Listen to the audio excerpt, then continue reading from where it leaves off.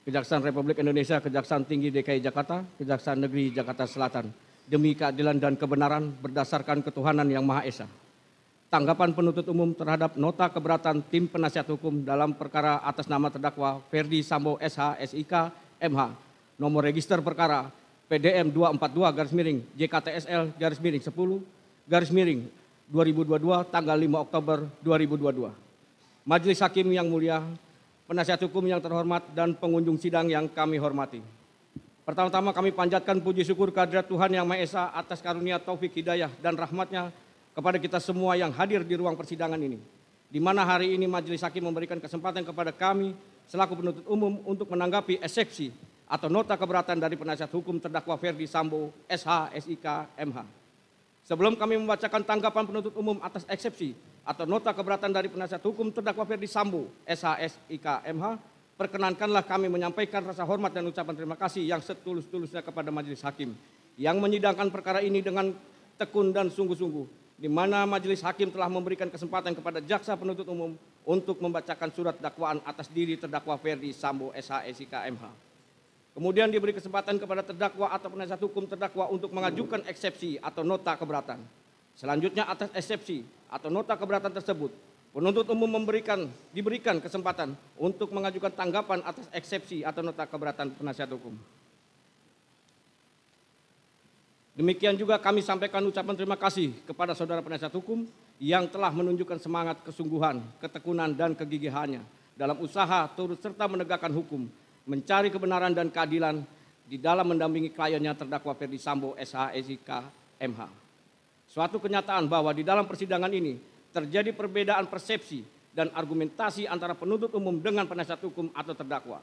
Hal tersebut kami nilai masih dalam batas-batas kewajaran sebagai manifestasi tanggung jawab masing-masing dalam menggali dan menemukan mutiara-mutiara kebenaran dan keadilan yang didambakan oleh seluruh rakyat Indonesia yang ditegakkan pada peradilan ini. Meskipun terlihat adanya perbedaan pendapat, maka hal itu merupakan kewajaran sebagai insan hukum yang menjunjung tinggi keadilan berdasarkan hati nurani. Bahwa bertitik tolak dari pemikiran itulah tanggapan penuntut umum ini kami susun untuk menanggapi eksepsi atau nota keberatan dari penasihat hukum dari terdakwa Ferdi Sambo atas eksepsi atau nota keberatan yang telah dibacakan di muka persidangan ini pada hari Senin tanggal 17 Oktober 2022 pada pokoknya memohon sebagai berikut. 1.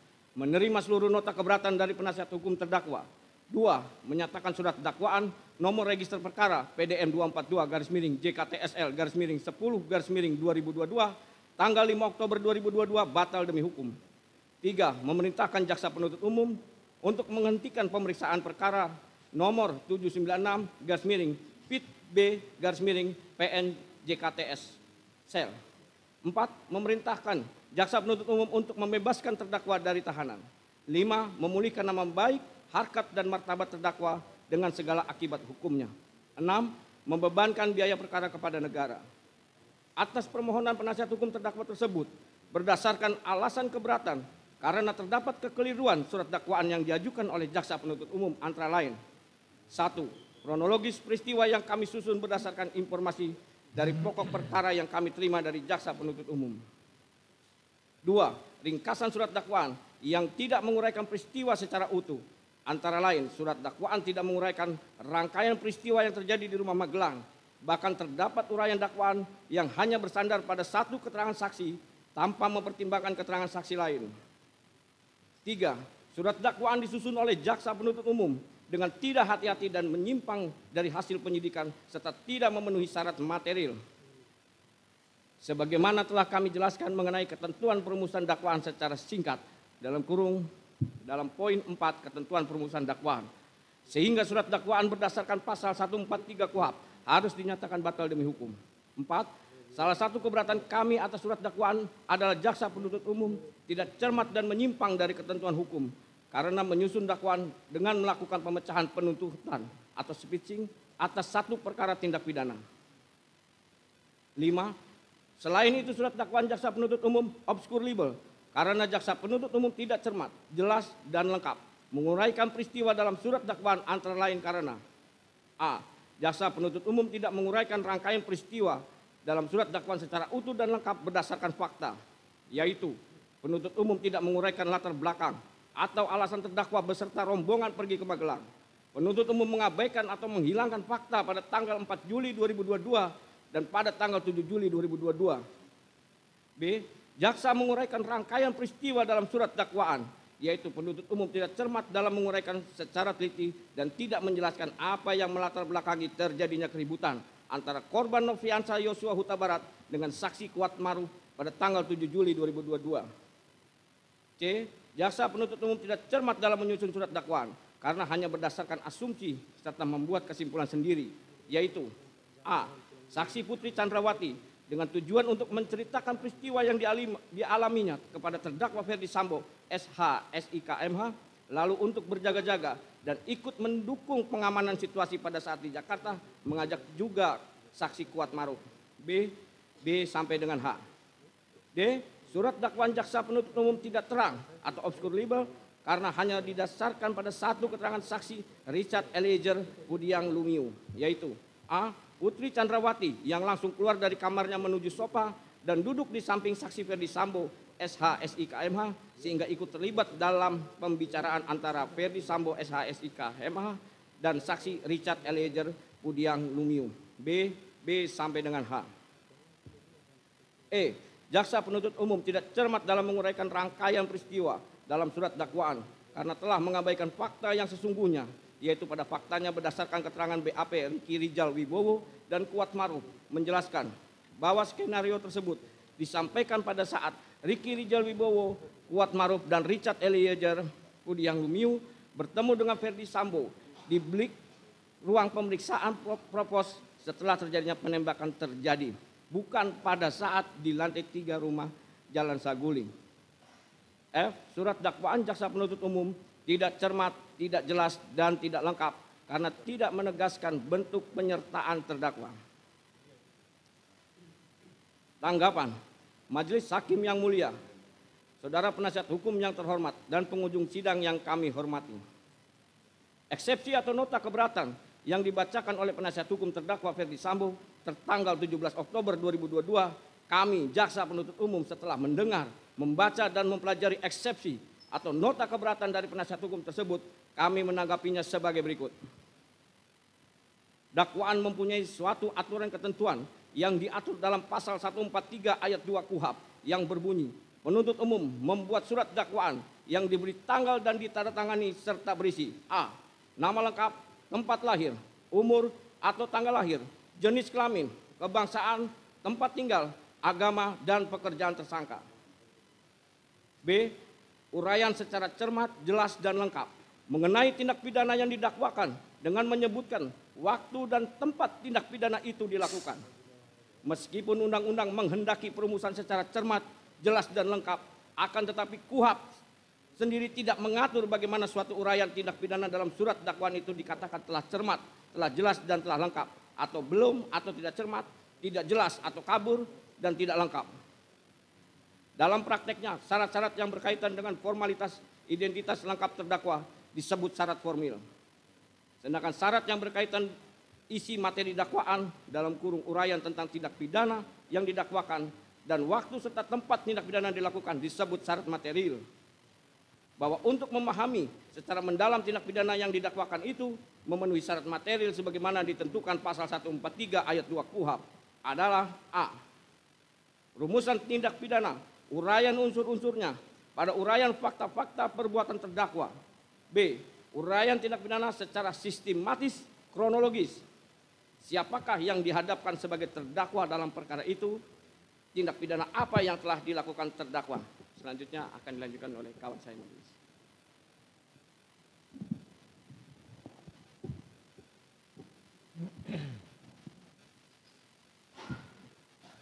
Kapan dan di mana tindak pidana itu dilakukan terdakwa, bagaimana terdakwa melakukan tindak pidana itu, dalam kurung modus operandi, apa yang dipergunakan yang menjadi sasaran dan yang dihasilkan tindak pidana itu, motivasi apa yang telah mendorong terdakwa untuk melakukan tindak pidana itu, benar hak terdakwa dirugikan untuk melakukan pembelaan diri, surat dakwaan tidak jelas dan tidak lengkap memuat elemen atau unsur-unsur tindak pidana yang didakwakan, atau isi rumusan surat dakwaan antara yang satu dengan yang lain saling bertentangan, atau surat dakwaan tidak merinci secara jelas bagaimana tindak pidana dilakukan terdakwa, atau surat dakwaan tidak mencantumkan secara jelas waktu dan tempat tindak pidana dilakukan.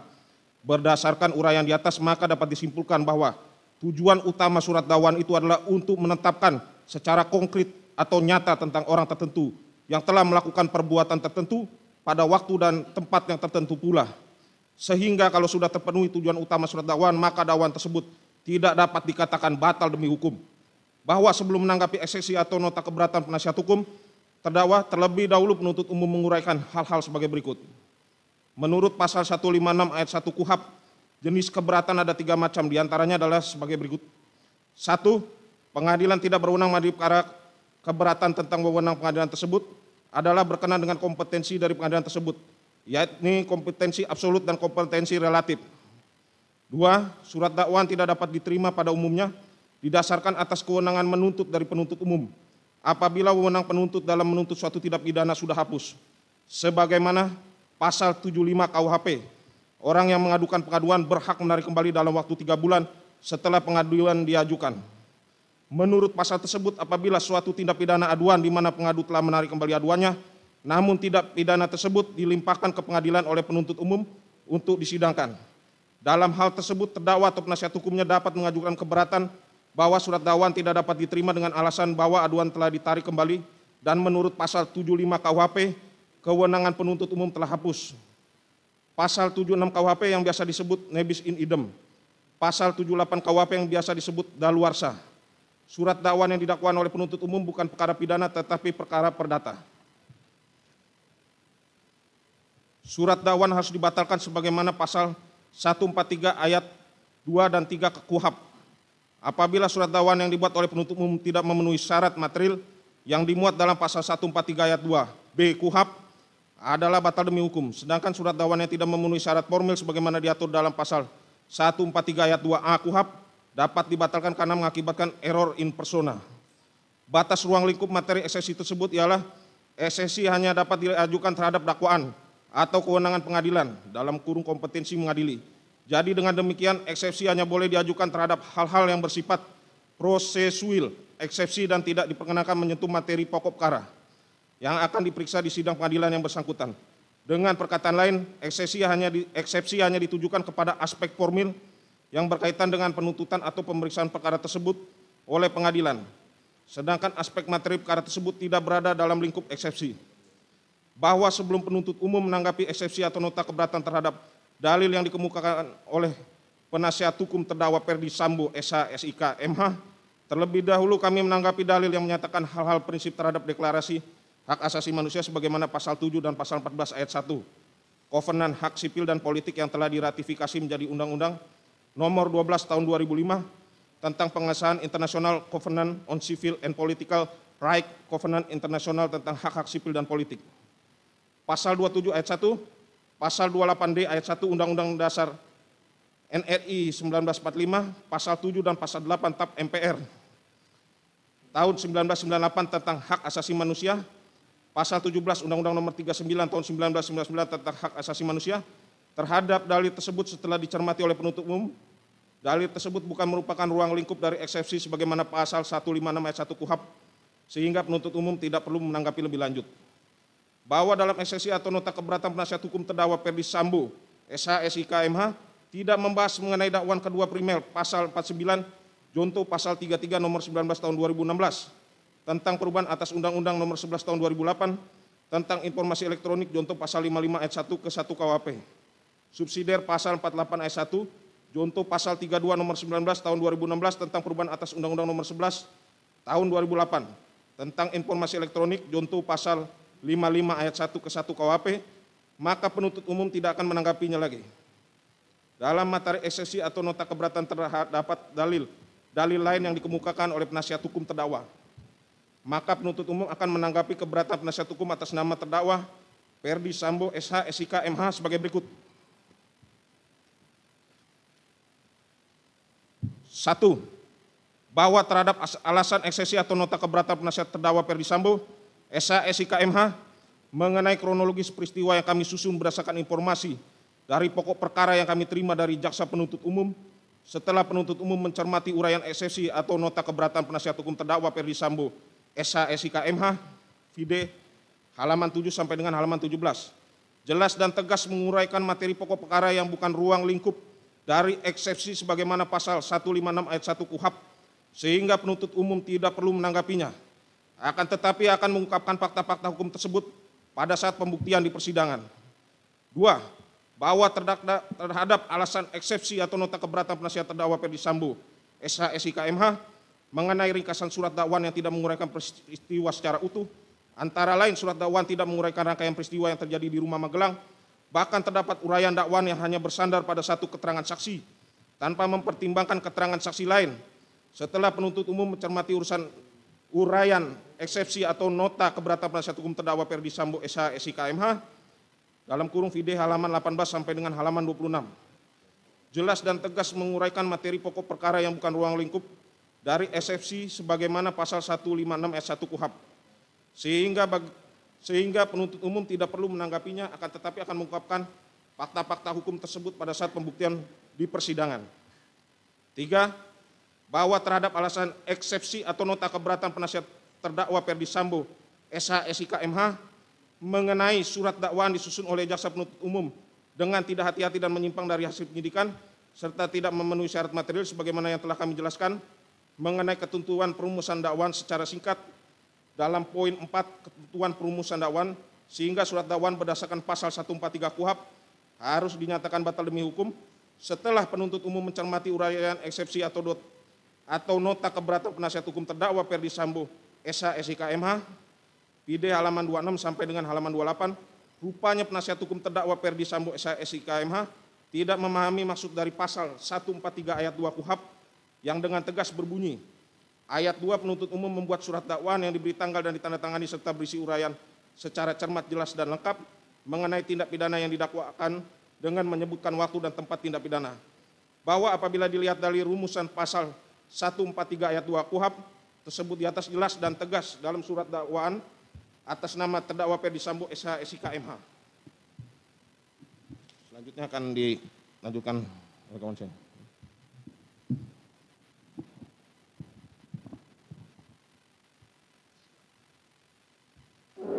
Izin melanjutkan yang mulia. Nomor register perkara PDM 242-JKTSL-10-2022 tanggal 5 Oktober 2022 telah tersusun secara sistematis, jelas dan tegas di akhir surat dakwaan tertanggal 5 Oktober 2022 dan ditandatangani oleh penuntut umum atas nama Rudi Irmawan, Sarjana Hukum, Magister Hukum. Kemudian di awal surat dakwaan menyebutkan waktu kejadian, yaitu pada hari Jumat tanggal 8 Juli tahun 2022, pukul 14.46 WIB sampai dengan pukul 18.00 WIB, atau setidak-tidaknya pada waktu lain dalam bulan Juli tahun 2022, atau setidak-tidaknya pada tahun 2022. Dan tempat tindak pidana, yaitu bertempat di Jalan Saguling 3, nomor 29, Kelurahan Duren 3, Kecamatan Pancoran 1, Kota Administrasi Jakarta Selatan, Provinsi DKI Jakarta. Dan bertempat di Rumah Dinas Komplek Polri Duren 3, nomor 46, RT 05, RW 01, Kelurahan Duren 3, Kecamatan Pancoran 1, Kota Administrasi Jakarta Selatan, Provinsi DKI Jakarta. Dengan uraian peristiwa yang tersusun secara terstruktur dari awal persiapan hingga selesainya peristiwa terjadi sebagaimana yang dikemukakan oleh Harun M. Hussein dalam bukunya yang berjudul Surat Dakwaan, Teknik Penyusunan, Fungsi dan Permasalahannya, menjelaskan mengenai yang dimaksud dengan jelas sebagaimana dimaksud pada pasal 143 ayat 3 KUHP, yaitu penuntut umum harus mampu merumuskan unsur-unsur delik yang didakwakan, sekaligus mempadukan dengan uraian perbuatan material atau fakta yang dilakukan oleh terdakwa dalam surat dakwaan. Kemudian lebih lanjut ditegaskan dalam buku himpunan tata naskah dan petunjuk teknis penyelesaian perkara pidana umum Kejaksaan Agung Republik Indonesia pada halaman 68 mengemukakan yang dimaksud dengan uraian secara cermat, jelas dan lengkap, yakni Uraian secara cermat berarti menuntut ketelitian jaksa penuntut umum dalam mempersiapkan surat dakwaan yang akan diterapkan bagi terdakwa. Dengan menempatkan kata cermat paling depan dari rumusan pasal 143 ayat 2 huruf B KUHP, pembuat undang-undang menghendaki agar jaksa penuntut umum dalam membuat surat dakwaan selalu bersikap korek dan teliti. Uraian secara jelas berarti uraian kejadian atau fakta kejadian yang jelas dalam surat dakwaan, sehingga terdakwa dengan mudah memahami apa yang didakwakan terhadap dirinya dan dapat mempersiapkan pembelaan dengan sebaik-baiknya. Uraian secara lengkap berarti surat dakwaan itu memuat semua unsur atau elemen tindak pidana yang didakwakan. Unsur-unsur tersebut terlukis di dalam uraian fakta kejadian yang dituangkan dalam surat dakwaan. 4. Bahwa terhadap alasan eksepsi atau nota keberatan penasihat hukum terdakwa Ferdy Sambo mengenai salah satu keberatan kami atas surat dakwaan adalah jaksa penuntut umum tidak cermat dan menyimpang dari ketentuan hukum karena menyusun dakwaan dengan melakukan pemecahan penuntutan atau splitsing atas satu perkara tindak pidana. Setelah penuntut umum mencermati uraian eksepsi atau nota keberatan penasihat hukum terdakwa Ferdy Sambo, video halaman 28 sampai dengan halaman 33, keberatan penasihat hukum terdakwa keliru dalam memahami splitsing atau pemisahan berkas perkara sebagaimana pasal 142 KUHP yang berbunyi, dalam hal penuntut umum menerima satu berkas perkara yang memuat beberapa tindak pidana yang dilakukan oleh beberapa orang tersangka yang tidak termasuk dalam ketentuan pasal 141 KUHP, penuntut umum dapat melakukan penuntutan terhadap masing-masing terdakwa secara terpisah. Bahwa berdasarkan ketentuan pasal 142 KUHP tersebut, perkara atas nama terdakwa Ferdy Sambo tidak termasuk perkara yang harus digabungkan, karena dari beberapa terdakwa dalam peristiwa pidana tersebut mempunyai peranan yang berdiri sendiri. Hal tersebut sejalan dengan pandangan Yahya Harahap dalam bukunya Pembahasan dan Permasalahan dan Penerapan KUHP, Penyidikan dan Penuntutan, halaman 442. Pemecahan berkas perkara ini dulu disebut splitsing, memecah satu berkas perkara menjadi dua atau lebih, a split trial. Lebih lanjut dijelaskan oleh Yahya Harahap bahwa pada dasarnya pemecahan berkas perkara terjadi disebabkan faktor pelaku tindak pidana terdiri dari beberapa orang. Apabila terdakwa terdiri dari beberapa kebijaksanaan untuk memecahkan berkas perkara menjadi beberapa berkas sesuai jumlah terdakwa, sehingga a. Berkas yang semula diterima penuntut umum dari penyidik dipecah menjadi dua atau beberapa berkas perkara. B. Pemecahan dilakukan apabila yang menjadi terdakwa dalam perkara tersebut terdiri dari beberapa orang. Dengan pemecahan berkas perkara dimaksud, masing-masing terdakwa didakwa dalam surat dakwaan yang berdiri sendiri atau satu dengan yang lain. C. Pemeriksaan perkara dalam pemecahan berkas perkara tidak lagi dilakukan bersamaan dalam satu persidangan. Masing-masing terdakwa diperiksa dalam persidangan yang berbeda. D. Pada umumnya, pemecahan berkas perkara menjadi penting apabila dalam perkara tersebut kurang bukti dan kesaksian.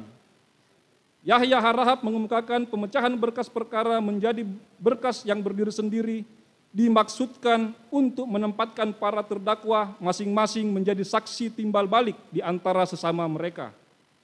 Sedangkan apabila mereka bergabung dalam satu berkas dan pemeriksaan persidangan, antara yang satu dengan yang lainnya tidak dapat dijadikan saling menjadi saksi timbal balik.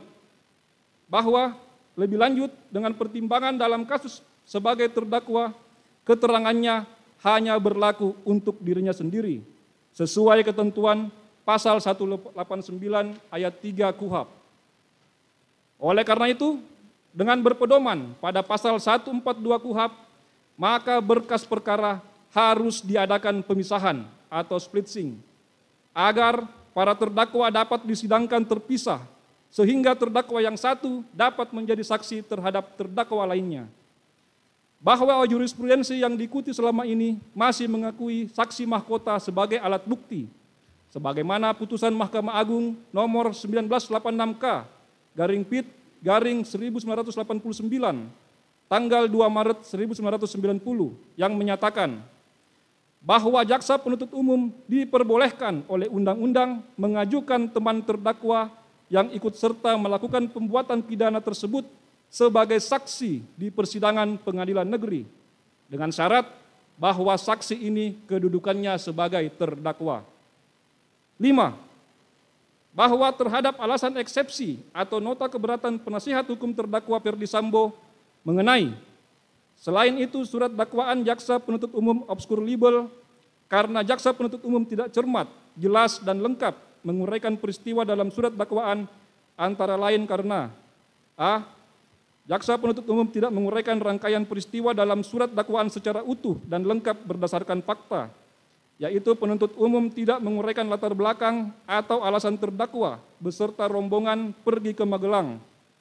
Penuntut umum mengabaikan atau menghilangkan fakta pada tanggal 4 Juli 2022 dan pada tanggal 7 Juli 2022. B. Jaksa menguraikan rangkaian peristiwa dalam surat dakwaan, yaitu penuntut umum tidak cermat dalam menguraikan secara teliti dan tidak menjelaskan apa yang melatar belakangi terjadinya keributan antara korban Nofriansah Yosua Huta Barat dan saksi Kuat Ma'ruf pada tanggal 7 Juli 2022. C. Jaksa penuntut umum tidak cermat dalam menyusun surat dakwaan karena hanya berdasarkan asumsi serta membuat kesimpulan sendiri, yaitu a. Saksi Putri Chandrawati dengan tujuan untuk menceritakan peristiwa yang dialaminya kepada terdakwa Ferdi Sambo. Lalu untuk berjaga-jaga dan ikut mendukung pengamanan situasi pada saat itu di Jakarta, mengajak saksi Kuat Ma'ruf. B. B sampai dengan H. B. Surat dakwaan jaksa penuntut umum tidak terang atau obskur libel karena hanya didasarkan pada satu keterangan saksi Richard Eliezer Pudiang Lumiu, yaitu a. Putri Chandrawati yang langsung keluar dari kamarnya menuju sofa dan duduk di samping saksi Ferdi Sambo SH, sehingga ikut terlibat dalam pembicaraan antara Ferdi Sambo dan saksi Richard Eliezer Pudiang Lumiu. B.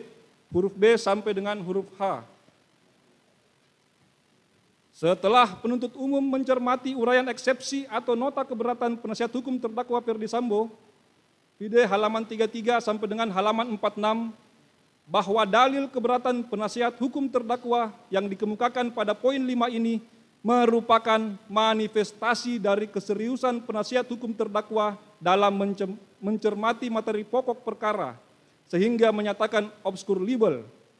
Padahal, dalam surat dakwaan penuntut umum tertanggal 5 Oktober 2022 sudah diuraikan secara jelas, sistematis, dan terstruktur dengan uraian peristiwa secara cermat, jelas, dan lengkap mengenai tindak pidana yang didakwakan kepada terdakwa Ferdi Sambo. Surat dakwaan tersebut telah nyata diakui secara tegas oleh penasihat hukum terdakwa sebagaimana yang telah diuraikan dalam eksepsi atau nota keberatan pada halaman 7 sampai dengan halaman 9 yang telah membagi menjadi 3 fase peristiwa, antara lain fase rumah saguling diuraikan sebagai berikut. A. Peristiwa tanggal 8 Juli 2022. B. Ferdi Sambo emosional mendengar laporan kejadian kekerasan seksual di Magelang yang dilakukan oleh Nofriansah Yosua Huta Barat kepada Putri Chandrawati, sebagaimana disampaikan oleh Putri Chandrawati kepada Ferdi Sambo di lantai 3. C. Ferdi Sambo memanggil Ricky Rizal Wibowo dan Richard Eliezer Pudiang Lumiu secara terpisah dan bergantian ke lantai 3. Fase rumah duren 3. A. Putri Chandrawati isolasi mandiri di kamar lantai 1. B. Ferdi Sambo secara tiba-tiba menyuruh supir atas nama Prayogi untuk mundur sesaat setelah melewati rumah duren 3. C. Ferdi Sambo hajar cat, namun Richard Eliezer Pudiang Lumiu menembak Nofriansa Yosua Huta Barat. Dari uraian tersebut di atas, jelas terlihat penasihat hukum terdakwa Ferdy Sambo tidak memahami uraian yang telah dituangkan dalam surat dakwaan penuntut umum. Maka patutlah kiranya eksepsi atau nota keberatan penasihat hukum terdakwa untuk dikesampingkan.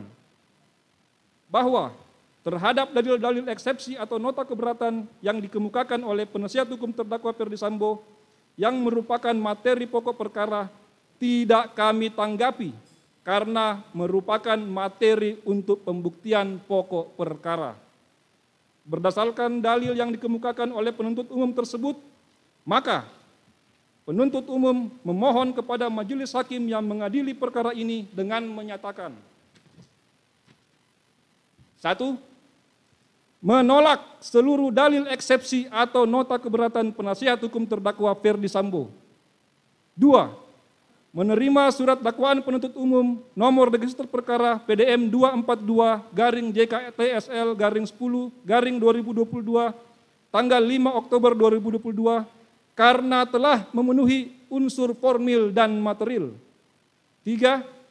Menyatakan pemeriksaan terdakwa Ferdy Sambo tetap dilanjutkan berdasarkan surat dakwaan nomor register perkara PDM 242 tanggal 5 Oktober 2022. 4.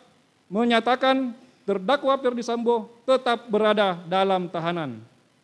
Demikian tanggapan penuntut umum atas eksepsi atau nota keberatan penasihat hukum terdakwa ini yang kami bacakan dan diserahkan dalam sidang hari ini, Kamis tanggal 20 Oktober 2022. Penuntut umum. Terima kasih Yang Mulia. Terima kasih. Baik. Tanggapan dari penuntut umum telah dibacakan, maka tiba saatnya untuk putusan selah dan itu kita akan tunda hari Rabu besok tanggal 26 Oktober bersama-sama dengan terdakwa yang lain. Baik, demikian sidang perkara nomor 796 PIT B 2022 atas nama Ferdy Sambo SH SIK MH dinyatakan ditutup. Terima kasih sudah nonton, jangan lupa like, subscribe, dan share ya.